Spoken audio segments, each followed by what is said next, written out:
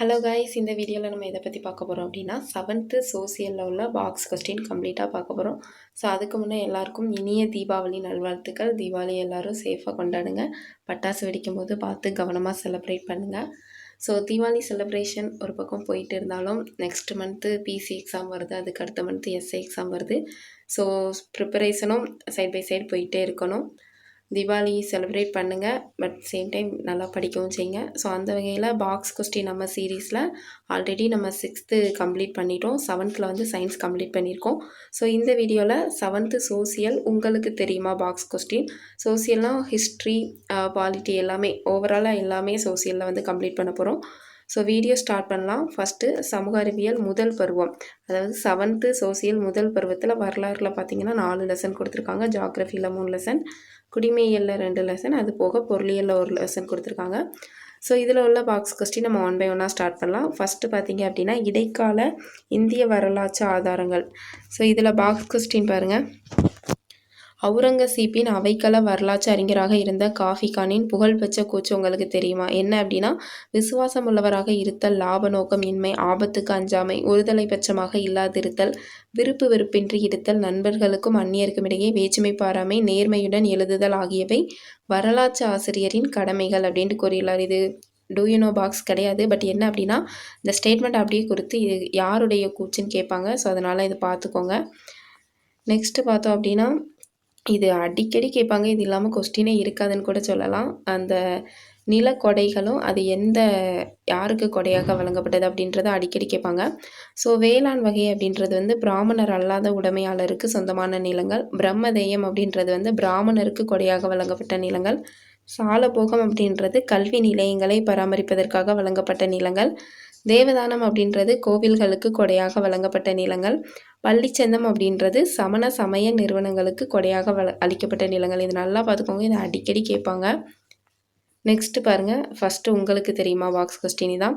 ஒரு ஜிட்டல் அப்படின்றது 3.6 வெள்ளி குன்றிமணிகளை கொண்டது ஆகும்.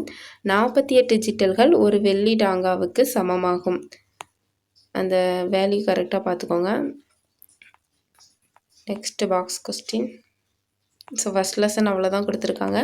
ஸோ நெக்ஸ்ட்டு செகண்ட் லெசனில் உள்ள பாக்ஸ் கொஸ்டின் பார்க்கலாம். செகண்ட் லெசன் வந்து வட இந்திய புதிய அரசுகளின் தோற்றம் அப்படின்றது. ஸோ இதில் உள்ள உங்களுக்கு தெரியுமா பாக்ஸ் கொஸ்டின் பார்க்கலாம்.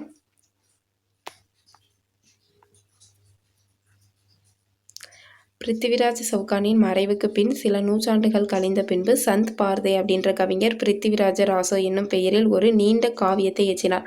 இதில் எப்படி கேட்பாங்கன்னா, அந்த பிருத்திவிராஜ ராசோ என்னும் நூலின் ஆசிரியர் யாருன்னு கேட்கலாம். இல்லை மேட்ச் த ஃபாலோயிங்கில் ஒரு சைடு வந்து நூல் கொடுத்துட்டு இன்னொரு சைடு ஆசிரியர் கேட்கலாம். ஸோ நல்லா பார்த்துக்கோங்க.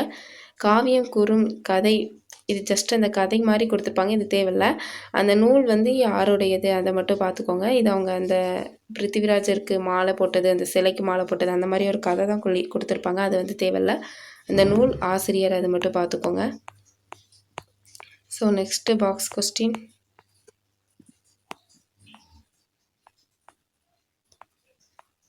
ஸோ இந்த லெசனில் அது ஒன்று தான் கொடுத்துருக்காங்க. அந்த நூல் மட்டும் நல்லா பார்த்துக்கோங்க. பிருத்திவிராஜ ராசோ யார் அப்படின்னா சந்த் பார்தே. ஓகேவா? ஸோ நெக்ஸ்ட்டு தேர்ட் லெசனில் உள்ள பாக்ஸ் கொஸ்டின் பார்க்கலாம். தேர்ட் லெசன் வந்து தென்னிந்தியா புதிய அரசுகள், பிற்கால சோழர்களும் பாண்டியர்களும். ஸோ இதில் உள்ள பாக்ஸ் கொஸ்டின் 1 by 1 பார்க்கலாம். பாக்ஸ் கொஸ்டின் மீன் பண்ணுறது எல்லாமே உங்களுக்கு தெரியுமா அப்படின்றது தனியாக இருக்கதான். ஸோ ஒவ்வொரு லெசன்லேயும் முக்கியமான பாயிண்ட் இருக்கும். பட் இந்த உங்களுக்கு தெரியுமான்னு கொடுத்துருக்கிறதுலேருந்து நிறைய இம்பார்ட்டன்ட் கேட்பாங்க. அதுக்காக தான் அதை மட்டும் தனியாகவே ஒரு வீடியோ போடுறோம். நெக்ஸ்ட்டு பாருங்கள், சைவ துறவியான திருஞான சம்பந்தர் அரிகேசரியை சமண மதத்திலிருந்து சைவத்திற்கு மாற்றினார். மதம் மாறிய பின்னர் அரிகேசரி சமணர்களை கழுவேற்றியதாக கூறப்படுகிறது. சைவத்திற்கு மாறிய பின்னர் அரிகேசரியின் சமண எதிர்ப்பு போக்கு சந்தேகத்திற்கு இடமில்லாதது. இது டூயினோ கிடையாது, பட் நான் இதை ஏன் சொல்கிறேன்னா நிறைய டைம் கேட்டிருக்காங்க. அரிகேசரி அப்படின்றது ஒரு மன்னன் ஓகேவா. அவர் வந்து ஃபஸ்ட்டு சமண மதத்தில் இருந்திருப்பார். இருந்து அதுக்கப்புறம் சைவத்திற்கு மாற்றிருப்பார். இந்த கொஸ்டின் எப்படி கேட்பாங்கன்னா, அரிகேசரியை சமண மதத்திலிருந்து சைவத்திற்கு மாற்றியவர் யாருன்னு கேட்பாங்க. திருஞான சம்பந்தர் ஓகேவா. அந்த சைவ சமய குரவர்கள் 4 சொல்லுவோம்ல, திருநாவுக்கரசர், திருநாமசந்தர், அதில் இவரை மாற்றியது யார் அப்படின்னு கேட்டால் திருஞான சம்பந்தர். இந்த கொஸ்டின் நிறைய டைம் கேட்பாங்க. இதில் இன்னொன்று கேட்பாங்க, சமணர்களை கழுவேற்றிய மன்னர் யார் அப்படின்ட்டு கேட்கலாம். அரிகேசரி. ஸோ இது நல்லா பார்த்துக்கோங்க. Next box question.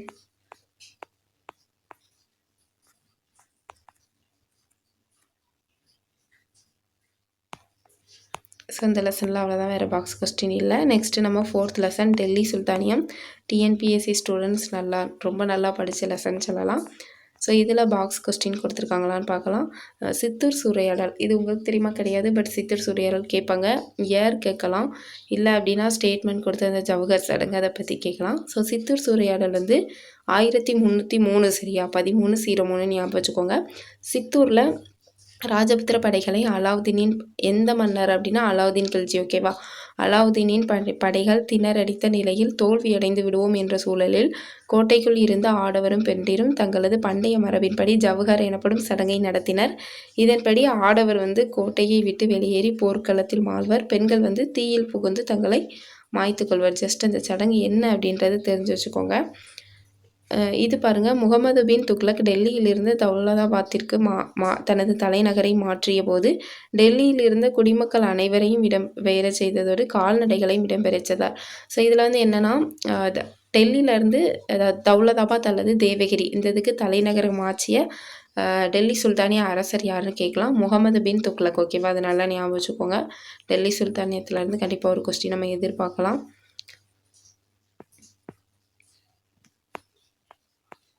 நெக்ஸ்ட்டு இந்த லெசனில் அவ்வளோதான் கொடுத்துருக்காங்க. ஸோ நெக்ஸ்ட்டு நம்ம ஜாகிரஃபியில் உள்ள லெசன் பார்க்கலாம். ஸோ ஃபஸ்ட்டு வந்து புவியின் உள்ளமைப்பு. இதில் பாக்ஸ் கொஸ்டின் பாருங்கள். பூமி ஒரு நீல நிறக்கோள். 71% பூமியின் பரப்பு நீரால் சூழப்பட்டுள்ளது. எத்தனை பர்சன்டேஜ்னா 71 ஓகேவா. நெக்ஸ்ட்டு பாருங்கள், புவியின் கொள்ளளவில் புவி மேலோடு 1%, கவசம் வந்து 84%, மீதமுள்ள 15% புவி கருவம் உள்ளது. புவியின் ஆரம் பார்த்திங்கன்னா 6371 கிலோமீட்டர் ஆகும். நெக்ஸ்ட் பாருங்கள், புவி மேலோட்டிற்கும் கவச மேல் அடுக்கிற்கும் இடையே உள்ள பகுதியே மென்பாறை கோளம் ஆகும். அதாவது புவி மேலோட்டிற்கும் கவச மேல் அடுக்கிற்கும் இடையே உள்ள பகுதி என்ன அப்படின்னா மென்பாறை கோளம் ஓகேவா. நெக்ஸ்ட்டு இந்திய பெருங்கடலில் 26 டிசம்பர், அதாவது கிறிஸ்மஸ்க்கு அடுத்த நாள் ஞாபகம் வச்சுக்கோங்க. இந்திய பெருங்கடலில் 26 டிசம்பர் 2004 அன்று ஏற்பட்ட சுனாமி இந்தோனேஷியா, இந்தியா, இலங்கை, தாய்லாந்து ஆகிய நாடுகளின் கடலோர பகுதிகளில் பெரும் பொருள் மற்றும் உயிர் சேதத்தை தோற்றுவித்தது. டேட் பாருங்கள், 26 டிசம்பர் 2004 ஓகேவா. நெக்ஸ்ட்டு இது பாருங்கள், எரிமலைகள் பற்றிய அறிவியல் பூர்வமான ஆய்வுகளை எரிமலை ஆய்வியல் என அழைக்கிறோம். அந்த ஆய்வு மேற்கொள்ளும் வல்லுநர்கள் வந்து எரிமலை ஆய்வியலாளர்கள் என அழைக்கப்படுகின்றன. இந்த மாதிரி இது ஒரு கொஸ்டின் நம்ம எக்ஸ்பெக்ட் பண்ணலாம். அதாவது ஒரு பர்டிகுலர் டாப்பிக்கை பற்றி அதை பற்றி படிக்கிறது என்ன, அந்த மாதிரி இப்போ எரிமலை பற்றி படிக்கிறது வந்து எரிமலை ஆய்வியல், பட்டுப்புழு வளர்ப்பு வந்து இந்த செரிகல்ச்சர் அந்த மாதிரி சொல்லலாம். ஸோ அது பார்த்து வச்சுக்கோங்க, அதிலிருந்து ஒரு கொஸ்டின் வரலாம். நெக்ஸ்ட்டு பாருங்கள், பேரன் தீவானது அந்தமான் தலைநகரிலிருந்து 138 கிலோமீட்டர் வடகிழக்கே அமைந்துள்ளது. சுமத்ராவிலிருந்து மியான்மர் வரை உள்ள நெருப்பு வலயத்தினுள் இருக்கும் ஒரு செயல்படும் எரிமலை இதுவே ஆகும். கடைசியாக 2017ஆம் ஆண்டில் இது எரிமலை குழம்பை வெடித்து வெளியேற்றியது. அதாவது இந்த செயல்படும் எரிமலை எதுன்னு கேட்டால் பேரன் தீவு. இது வந்து பறவைகள் சரணாலயமாகவும், பறவைகள் மனிதர் இல்லாமல் பறவைகள் வாழும் இடம் அந்த மாதிரி கொடுத்துருப்பாங்க. ஸோ அது கரெக்டாக பார்த்துக்கோங்க. பேரன் தீவு அப்படின்றது செயல்படும் எரிமலை ஆகும் ஓகேவா.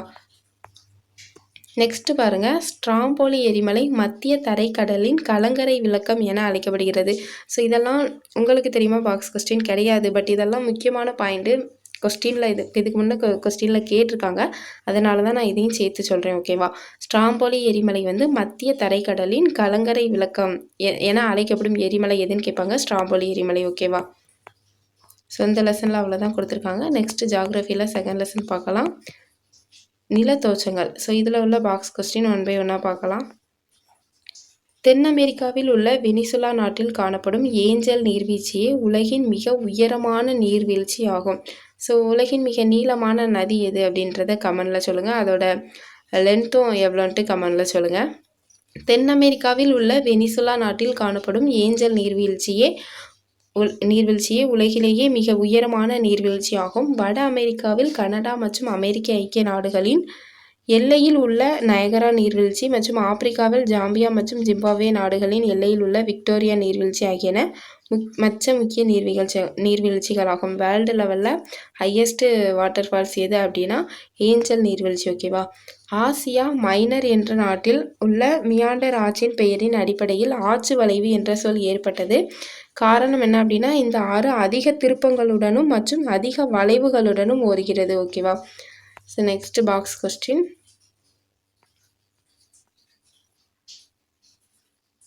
வடக்கு சீனாவில் படிந்துள்ள காற்றடி வண்டல் படிவுகள் கோபி பாலைவனத்தில் இருந்து கடத்தப்பட்டவை ஆகும்.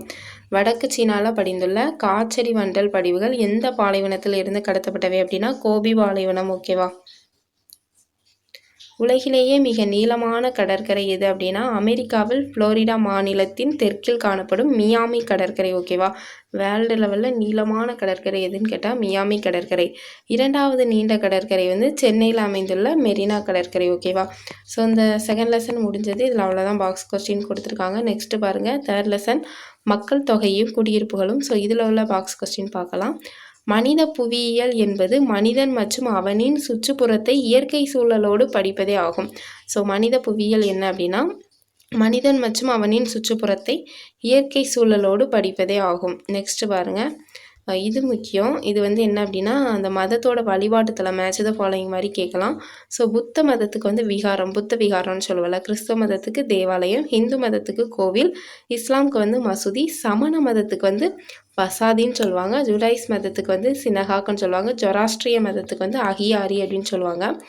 நெக்ஸ்ட் பாருங்கள், டேட்டும் அதோட முக்கியமான நிகழ்வுகளும் கொடுத்துருக்காங்க.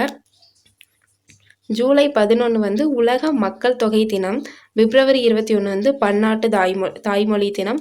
ஒவ்வொரு ஆண்டும் ஜனவரியில் வரும் 3வது ஞாயிற்றுக்கிழமை என்ன அப்படின்னா உலக மத நல்லிணக்க தினம். மே 21 வந்து உலக கலாச்சார பன்முகத்தன்மை தினம். ஓகேவா. நெக்ஸ்ட் பாருங்க, யாத்திரை குடியிருப்பு என்பது வழிபாட்டு தலங்களை சுற்றியும் அல்லது மத முக்கியத்துவம் வாய்ந்த இடங்களிலும் அமையும். தமிழ்நாட்டில் உள்ள பழனியில் காணப்படும் குடியிருப்புகளை வந்து இதுக்கு எக்ஸாம்பிளாக சொல்லியிருக்காங்க. ஸோ யாத்திரை குடியிருப்பு அப்படின்னா வழிபாட்டு தலங்களை சுற்றியும் அல்லது மத முக்கியத்துவம் வாய்ந்த இடங்களை சுற்றியும் அமைகிற குடியிருப்பு. ஓகேவா. ஸோ இந்த லெசன் அவ்வளோதான். இதோட ஜாகிரஃபி கம்ப்ளீட் ஆகுது ஃபஸ்ட் டேர்மில். நெக்ஸ்ட் வந்து குடிமையியல். இதில் உள்ள பாக்ஸ் கொஸ்டின் 1 by 1 பார்க்கலாம்.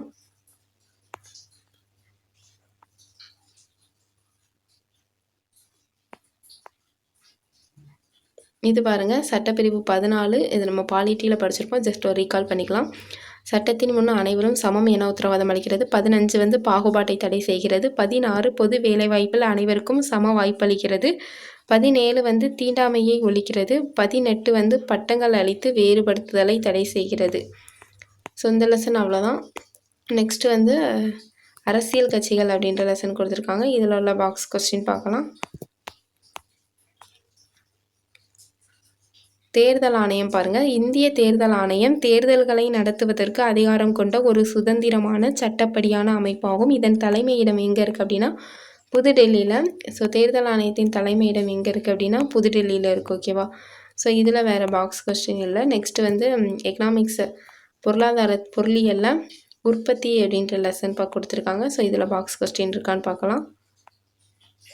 இந்தியாவில் கலப்பு பொருளாதார நிலை காணப்படுகிறது. அதாவது இந்தியாவில் காணப்படும் பொருளாதாரம் என்ன வகை அப்படின்னு கேட்டால் கலப்பு பொருளாதாரம். ஓகேவா.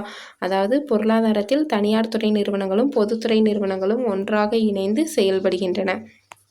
நெக்ஸ்ட் பாருங்க, நமது நாட்டின் மொத்த உள்நாட்டு உற்பத்தியில் பெரும் பங்கு வகிப்பவை எதுன்னு கேட்டால் 3ஆம் நிலை அல்லது சேவைத்துறை உற்பத்திகள். ஓகேவா. பெரும் பங்கு எதுன்னு கேட்டால் 3ஆம் நிலை அல்லது சேவைத்துறை உற்பத்திகள். ஸோ நெக்ஸ்ட் பாருங்கள், ஆடம் ஸ்மித் பொருளியலின் தந்தை என அழைக்கப்படுகிறார். இவரது கோட்பாடு செல்வத்தை அடிப்படையாக கொண்ட செல்வ இலக்கணமாகும். இவர் வந்து 2 படைப்பு எழுதியிருக்காரு. என்ன அப்படின்னா, நன்னறி கருத்து உணர்வு கொள்கை. எந்த வருடம் அப்படின்னா 1759இல் நாடுகளின் செல்வமும் அவற்றை உருவாக்குகின்ற காரணிகளும் ஒரு ஆய்வு அப்படின்றது கட்டுரை வந்து 1776ல் எழுதியிருக்காரு. ஸோ இந்த 2மே அவரின் சிறந்த படைப்புகள் ஆகும் அப்படின்ட்டு கொடுத்துருக்காங்க. ஸோ இந்த லெசன் அவ்வளோதான். வேறு பாக்ஸ் கொஸ்டின் இல்லை. ஸோ நம்ம ஃபஸ்ட் லெசன் வந்து ஃபஸ்ட் டேர்ம் கம்ப்ளீட் ஆகிட்டு 7th சோசியலில். நெக்ஸ்ட்டு வந்து செகண்ட் டேர்மில் உள்ள சோசியலில் பாக்ஸ் கொஸ்டின் பார்க்கலாம். நெக்ஸ்ட்டு பாருங்கள் 7th சோசியல் செகண்ட் டேர்மில் உள்ள பாக்ஸ் கொஸ்டின் பார்க்கலாம். ஸோ இதில் வரலாறில் 3 லெசன், ஜாகிரஃபியில் 2 லெசன், குடிமைகளில் 2 லெசன் கொடுத்துருக்காங்க. ஸோ ஃபஸ்ட்டு ஹிஸ்ட்ரியில் விஜயநகர பாமினி அரசுகள், இதில் உள்ள பாக்ஸ் கொஸ்டின் 1 by 1 நம்ம பார்க்கலாம்.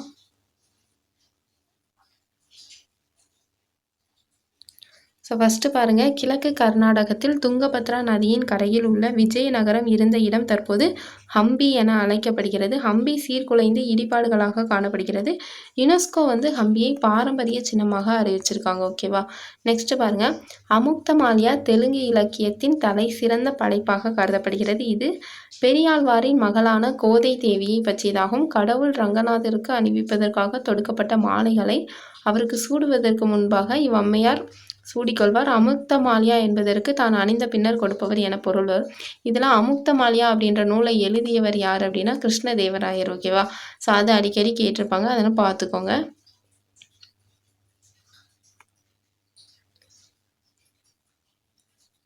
நெக்ஸ்ட்டு பாருங்கள், கோல்கொண்டா கோட்டையானது ஹைதராபாத்திலிருந்து 11 கிலோமீட்டர் தொலைவில் ஒரு குன்றின் மீது 120 மீட்டர் உயரத்தில் அமைந்துள்ளது. ஒளி தொடர்பான கட்டடக்கலை, அதாவது சவுண்டு, இக்கோட்டை பெயர் பெற்றதாகும். கோட்டையின் மிக உயரமான இடம் வந்து பாலகிசார் ஆகும். தர்பார் மண்டபத்திலிருந்து குன்றின் கீழே அமைந்துள்ள அரண்மனைக்கு சுரங்கப்பாதை இருப்பதாக சொல்லப்படுகிறது.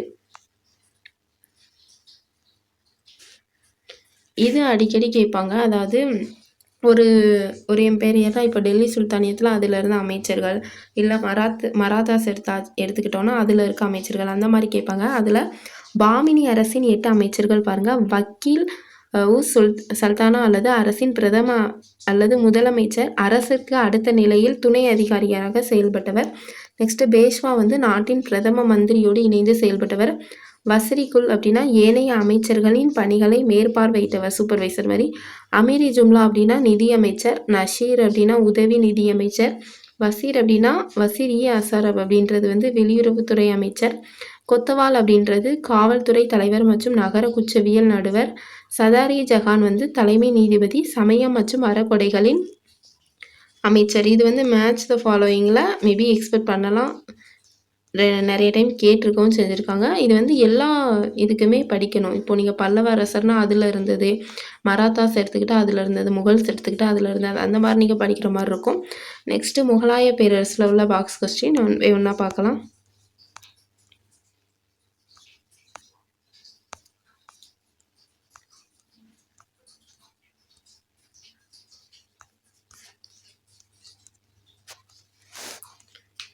லால் குயிலா என்று அழைக்கப்படும் டெல்லியில் உள்ள செங்கோட்டை முகலாய பேரரசர்களின் வாழ்விடமாகும். இது 1639இல் பேரரசர் ஷாஜஹானால் மதில்களால் சூழப்பெற்ற தனது தலைநகர் ஷாஜகானாபாத்தில் கட்டப்பட்ட அரண்மனை.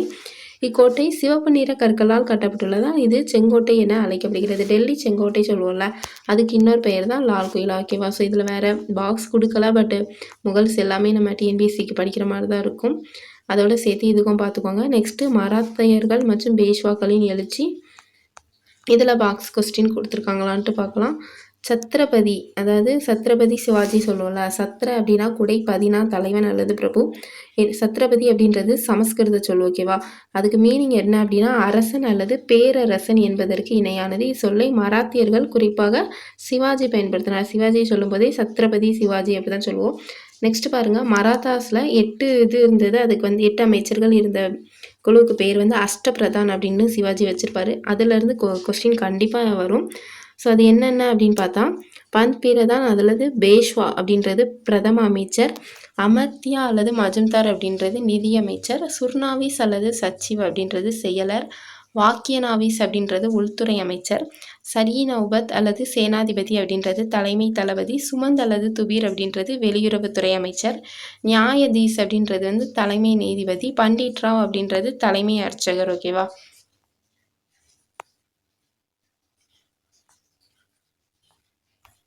நெக்ஸ்ட் இந்த இது பாருங்கள், முக்கிய மராத்திய குடும்பங்கள் இது கேட்பாங்க. கெய்க்வாட் அப்படின்னா பரோடா, பான்ஸ்லே அப்படின்றது நாக்பூர், கோல்கார் அப்படின்றது இந்தூர், சிந்தியா அப்படின்றது குவாலியர் பகுதி, பேஷ்வா அப்படின்றது புனே பகுதியை ஆட்சி செஞ்சவங்க. ஓகேவா.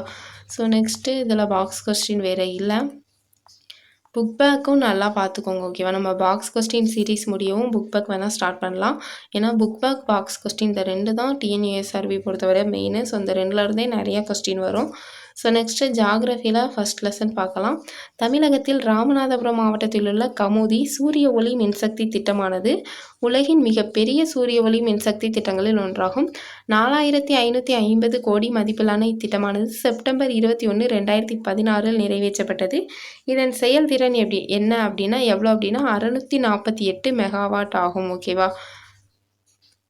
நெக்ஸ்ட் பாருங்க, சீனாவில் உள்ள திரிகார்ஸ் அணை நீர்மின் சக்தி திட்டம் உலகின் மிகப்பெரிய நீர்மின் சக்தி திட்டமாகும். இதன் கட்டுமான பணி 1994 ஆரம்பிக்கப்பட்டு 2012 முடிவுற்றது. இதன் திறனானது 22,500 மெகாவாட் ஆகும். ஓகேவா. ஸோ நெக்ஸ்ட்டு, தற்போது நாம் பயன்படுத்தும் நிலக்கரியானது 300 ஆண்டுகளுக்கு முன் தோன்றிய படிவு ஆகும். பூமியின் பெரும்பகுதி நீராவி சதுப்பு நிலங்களால் நிரம்பியுள்ளது. தாவரம் மற்றும் விலங்குகள் இறந்த பின்பான எச்சங்கள் சதுப்பு நிலங்களின் அடியில் புதைக்கப்பட்டன. இறுதியில் அவை புவிக்கடியில் அதிகப்படியான வெப்பம் மற்றும் அழுத்தத்தின் காரணமாக நிலக்கரியாக மாற்றமடைந்தது. ஓகேவா. இந்த லெசனில் அவ்வளோதான் கொடுத்துருக்காங்க. நெக்ஸ்ட்டு செகண்ட் லெசன் சுற்றுலா அப்படின்றதுல உள்ள பாக்ஸ் கொஸ்டின் பார்க்கலாம். கேஸ்ட்ரோனமி என்பது கலாச்சார சுற்றுலாவின் அம்சத்தை குறிக்கிறது. கேஸ்ட்ரோனமி அப்படின்னா கலாச்சார சுற்றுலாவின் அம்சத்தை குறிக்கிறது. உள்வரும் சுற்றுலா அப்படின்னா சொந்த நாட்டிற்குள் செல்லும் சுற்றுலா. வெளிச்செல்லும் சுற்றுலா அப்படின்னா வெளிநாடுகளுக்கு செல்லும் சுற்றுலா. விசா அப்படின்றது என்னன்னா ஒரு நபருக்கு வழங்கப்படும் ஆவணம். வெளிநாடு செல்ல விரும்பும் ஒருவரது கடவுச்சீட்டில் குறிக்கப்படும் முத்திரை. ஓகேவா. சுற்றுலா விசா என்ன அப்படின்னா கேளிக்கையாக சுற்றி பார்க்கறதுக்கு கொடுக்கப்படுறது டூரிஸ்ட் விசா. மாணவர் விசா மேற்படிப்பிற்காக செல்கிற ஸ்டூடெண்ட்ஸ்க்கு கொடுக்கப்படுது. தொழில் விசா அப்படின்னா வேலை பார்க்குறதுக்காக போவாங்கள்ல அவங்களுக்கு கொடுக்கப்படுறது. மருத்துவ விசா அப்படின்னா ஒரு நாட்டில் உள்ள புகழ்பெற்ற மருத்துவமனையில் மருத்துவ சிகிச்சை பெறுவதற்காக போவாங்கள்ல அவங்களுக்காக கொடுக்கப்படுறதா மருத்துவ விசா. நெக்ஸ்ட் பாருங்க, வனவிலங்கு பாதுகாப்பு சரணாலயம் காட்டு விலங்குகளின் பாதுகாப்பிற்காக ஒதுக்கப்பட்ட நிலப்பகுதி. அதாவது வனவிலங்கு பாதுகாப்பு சரணாலயம் அப்படின்னா என்னன்னா காட்டு விலங்குகளோட பாதுகாப்பிற்காக ஒதுக்கப்பட்ட நிலப்பகுதியை தான் நம்ம வனவிலங்கு பாதுகாப்பு சரணாலயம்னு சொல்கிறோம்.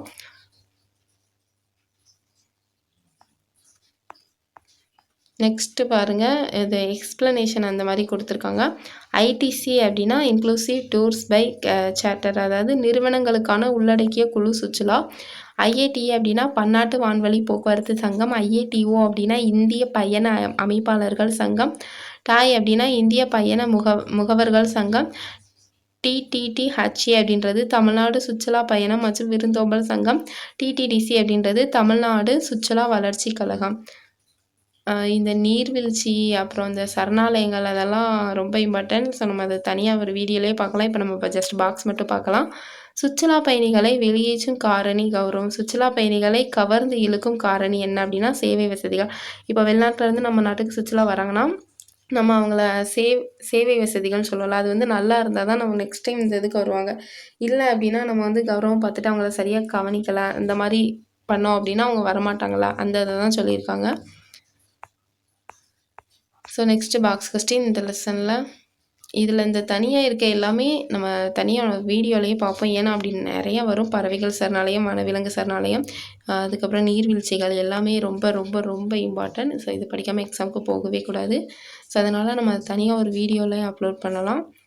இப்போ ஜஸ்ட் இந்த உங்களுக்கு தெரியுமா பாக்ஸ் கொஸ்டின் மட்டும் இதில் பார்க்கலாம். இல்லை வீடியோ ரொம்ப லென்த்தாக போகும். அதனால தான் நான் தனியாக கண்டிப்பாக அப்லோட் பண்ணுறேன் அதை. நெக்ஸ்ட்டு குடிமையியலில் ஃபஸ்ட் லெசனில் பாருங்கள் பாக்ஸ் கொஸ்டின். ஸோ இதில் இல்லை. நெக்ஸ்ட்டு செகண்ட் லெசன் அச்சு இயந்திரம். அச்சு இயந்திரம் ஜோஹன்ஸ் குட்டன்பர்க் என்பவரால் 1453 கண்டுபிடிக்கப்பட்டது. ஓகேவா.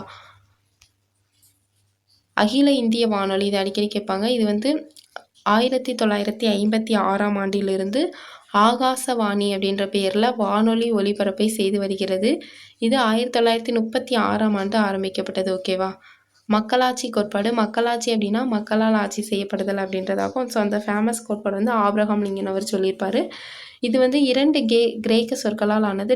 டெமோக்ரஸி தானே மக்களாட்சின்னு சொல்லுவோம். அதில் டெமாஸ் அப்படின்றது மக்களை குறிக்கிறது, கிரெட்டாஸ் அப்படின்றது அதிகாரம் அல்லது ஆட்சி அப்படின்ற மீனிங்கில் வரும். ஓகேவா? ஸோ அவ்வளோதான். 7th செகண்ட் டேர்ம் கம்ப்ளீட் ஆகிட்டு 7th தேர்ட் டேர்மில் உள்ள பாக்ஸ் கொஸ்டின் பார்க்கலாம். ஸோ நெக்ஸ்ட்டு நம்ம 7th தேர்ட் டேர்மில் உள்ள சோசியல் பாக்ஸ் கொஸ்டின் 1 by 1 பார்க்கலாம். ஸோ இதில் பார்த்தீங்கன்னா ஹிஸ்ட்ரி வந்து 3 லெசன் கொடுத்துருக்காங்க, ஜியாகிரஃபி 3 லெசன், குடிமையியல் 3 லெசன், பொருளியலில் வந்து 1 லெசன் கொடுத்துருக்காங்க. ஸோ ஃபஸ்ட்டு ஹிஸ்ட்ரியில் உள்ள பாக்ஸ் கொஸ்டின் ஃபஸ்ட் லெசனில் பார்க்கலாம். இதில் பாருங்கள், அந்த வைணவ அடியார்கள் வந்து 12 ஆழ்வார்கள்னு சொல்லுவாங்க. அதில் முதல் 3 ஆழ்வார்கள் யார் அப்படின்னா பொய்கை ஆழ்வார், பூதத்தாழ்வார், பெய்யாழ்வார்னு சொல்லுவாங்க. ஸோ அந்த ஃபஸ்ட்டு 3 பார்த்து வச்சுக்கோங்க. நாயன்மார்கள் வந்து 63 பேர். ஓகேவா?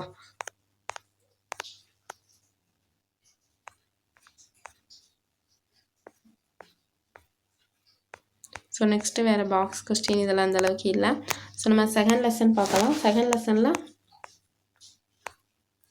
தமிழ்நாட்டில் கலையும் கட்டடக்கலையும் அப்படின்ற லெசனில் உள்ள பாக்ஸ் கொஸ்டின் 1 by 1 பார்க்கலாம். ஸோ ஃபஸ்ட்டு பாருங்கள், 1984 கடற்கரை கோவில் வளாகம் உட்பட மாமல்லபுரத்தில் உள்ள நினைவு சின்னங்களும் கோவில்களும் மொத்தமாக உலக பாரம்பரிய இடமென யுனெஸ்கோவால் அங்கீகரிக்கப்பட்டுள்ளது. மாமல்லபுரம் எப்போ யுனெஸ்கோவால் அங்கீகரிக்கப்பட்டதுன்னா 1984, 1984. ஓகேவா?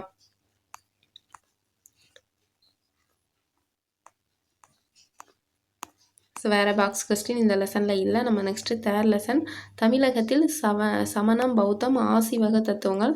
ஸோ இந்த லெசனில் உள்ள பாக்ஸ் கொஸ்டின் பார்க்கலாம்.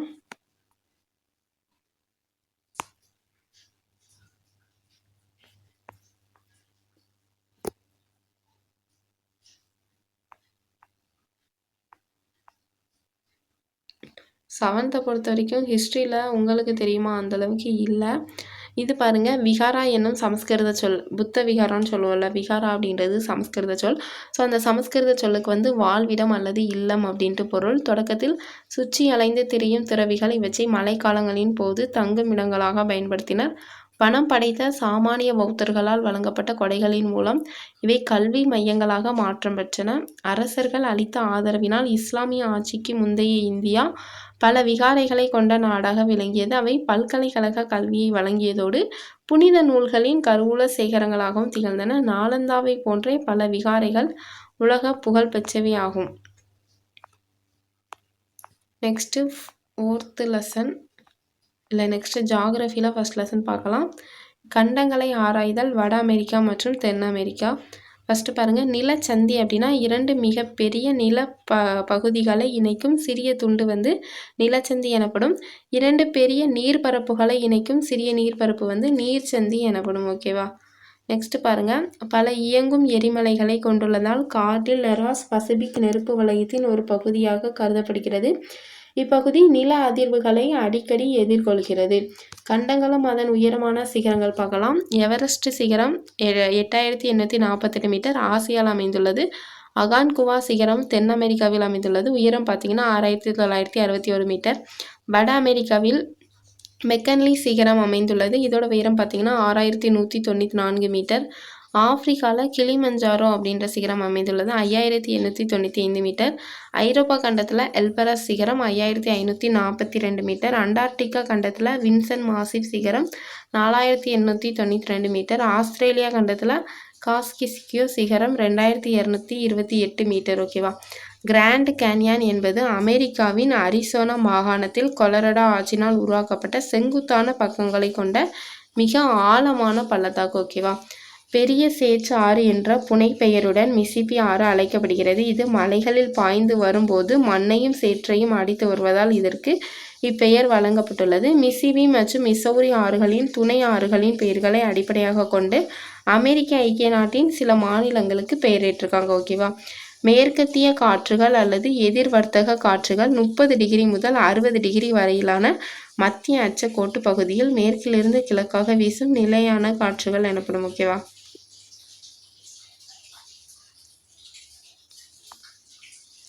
ஸோ நெக்ஸ்ட்டு பாக்ஸ் கொஸ்டின் பார்த்தீங்கன்னா,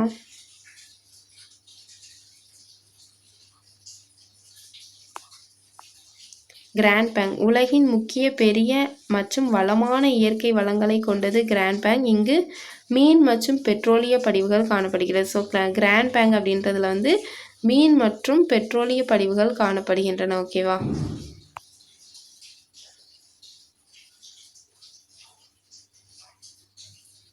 நெக்ஸ்ட் பாருங்க, பனாமா கால்வாய் 1914 பனாமா நிலச்சந்தியின் குறுக்கே 80 கிலோமீட்டர் நீளத்திற்கு அட்லாண்டிக் பெருங்கடலையும் பசிபிக் பெருங்கடலையும் இணைக்கும் விதமாக பனாமா கால்வாய் வெட்டப்பட்டது. ஸோ இந்த கால்வாய் வந்து ஐரோப்பா மற்றும் வட தென் அமெரிக்காவின் மேற்கு கடற்கரைக்கு இடையிலான தூரத்தை வெகுவாக குறைக்கிறது. ஓகேவா? நெக்ஸ்ட் பாருங்க, மத்திய அமெரிக்காவுடன் இணைந்து தென் அமெரிக்கா லத்தீன் அமெரிக்கா என அழைக்கப்படுகிறது. ஐரோப்பியர்கள் குறிப்பாக ஸ்பானியர்கள் மற்றும் போர்த்துகீசியர்களால் கண்டுபிடிக்கப்பட்டு அவற்றின் காலனியாக ஆட்சி செய்யப்பட்டதால் இப்பெயரை பெறுகிறது. ஓகேவா? ஸோ நெக்ஸ்ட்டு, பூமத்திய ரேகை பகுதிகளில் வெப்பச்சலன மழை கிட்டத்தட்ட தினமும் பிற்பகலில் நிகழ்கிறது. இது பொதுவாக 4 மணிக்கு நிகழ்கிறது, அதாவது ஈவினிங் 4 மணிக்கு. அதனால் தான் இது 4 மணி கடிகார மழை என அழைக்கப்படுகிறது. நெக்ஸ்ட் பாருங்க, அமேசான் தென் அமெரிக்காவின் மிகப்பெரிய நதியாகும். அதில் பாயும் நீரின் அளவு மற்றும் அதன் வடிநில பரப்பு ஆகியவற்றை கொண்டு உலகின் மிகப்பெரிய வடிகால் அமைப்பாக விளங்குகிறது.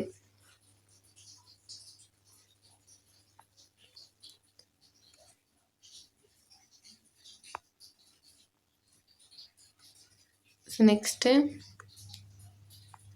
தென் அமெரிக்க நாடுகளில் பல்வேறு வகையான இசைகள் உள்ளன. பிரேசிலிலிருந்து சம்பா, அர்ஜென்டினாவை சேர்ந்த டோங்கோ மற்றும் உருகுவே மற்றும் கொலம்பியாவை சேர்ந்த கும்பியா ஆகியவை மிகவும் பிரபலமான வகைகளில் அடங்கும் அப்படின்ட்டு கொடுத்துருக்காங்க. ஸோ இந்த லெசன் அவ்வளோதான், கம்ப்ளீட் ஆகிட்டு.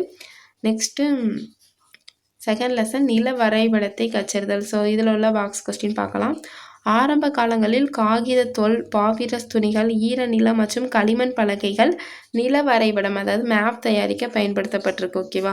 நெக்ஸ்ட் பாருங்க, நில வரைபடத்தை உருவாக்கும் அறிவியல் என்பது கார்ட்டோகிராஃபி என அழைக்கப்படுகிறது. கார்ட்டே என்பது நில வரைபடம், கிராஃபிக் என்பது வரைதல். நில வரைபடத்தை வரைந்து உருவாக்குபவர் வந்து கார்ட்டோகிராஃபர் ஆவார். ஓகேவா?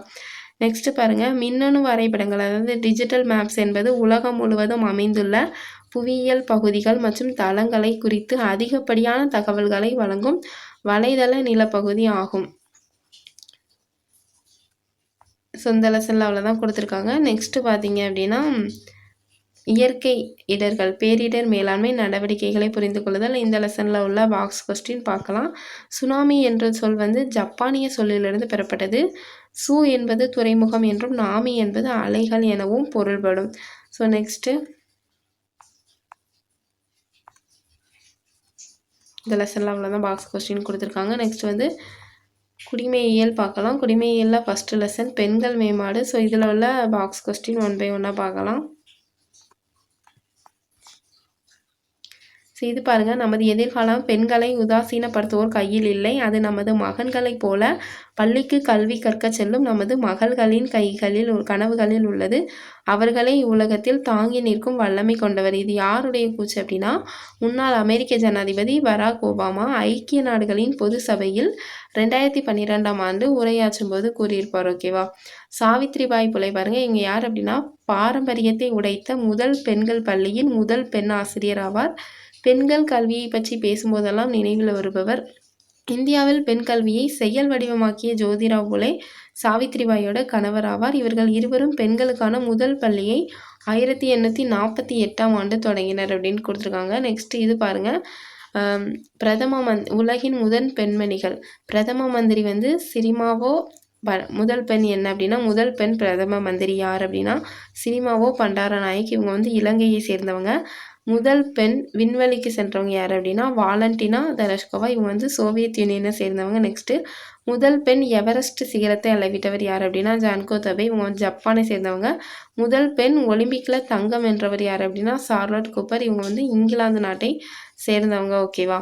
ஸோ நெக்ஸ்ட்டு, இந்த லெசன் அவ்வளோதான், கம்ப்ளீட் ஆகிட்டு. நெக்ஸ்ட்டு செகண்ட் லெசன் பார்த்தீங்கன்னா சந்தை மற்றும் நுகர்வோர் பாதுகாப்பு. இதில் கொடுத்துருக்க பாக்ஸ் கொஸ்டின் 1 by 1 பார்க்கலாம். ஸோ ஃபஸ்ட்டு பாருங்கள், விற்பனை செய்யப்பட்ட பொருள் திரும்ப பெற மாட்டாது, இல்லை பொருட்களை மாற்ற இயலாது, இல்லது எந்த சூழலிலும் பணம் திருப்பி தரப்படாது. இது வந்து முறையற்ற வணிக நடவடிக்கை மற்றும் சட்ட ரீதியான நடவடிக்கைக்கு ஏற்றது அல்ல அப்படின்ட்டு கொடுத்துருக்காங்க. ஸோ நெக்ஸ்ட் இந்த லெசன் கம்ப்ளீட் ஆகிட்டு சாலை பாதுகாப்பு 3rd லெசன் சாலை பாதுகாப்பு. இதில் பாக்ஸ் கொஸ்டின் கொடுத்துருக்காங்களான்னு பார்க்கலாம்.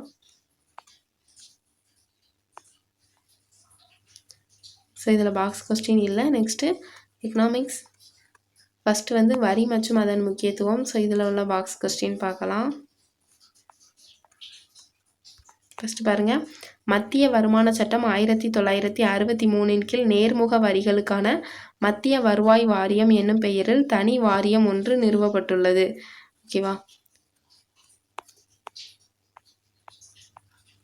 நெக்ஸ்ட்டு இந்த லெசன் அவ்வளோதான். ஸோ அடுத்து இதோட 7th ஓவரால் 7th தேட்டம் சோசியல் பாக்ஸ் கொஸ்டின் கம்ப்ளீட் ஆகிட்டு. ஸோ ஓவராலாக 7th சோசியலில் உள்ள பாக்ஸ் கொஸ்டின் எல்லாமே பார்த்துட்டோம்.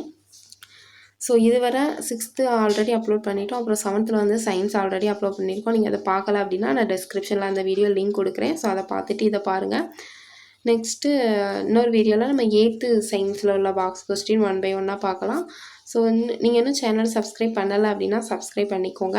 உங்கள் ஃப்ரெண்ட்ஸ் யாரும் டிஎன்பிஎஸ்சி இல்லை டிஎன்யூஎஸ்ஆர்பி ப்ரிப்பேர் பண்ணிட்டு இருந்தாங்கன்னா அவங்களுக்கு இந்த வீடியோ ஷேர் பண்ணுங்கள். ஸோ நெக்ஸ்ட்டு நம்ம 8th சயின்ஸில் உள்ள பாக்ஸ் கொஸ்டின் ஒரு வீடியோவில் பார்க்கலாம். தேங்க்யூ.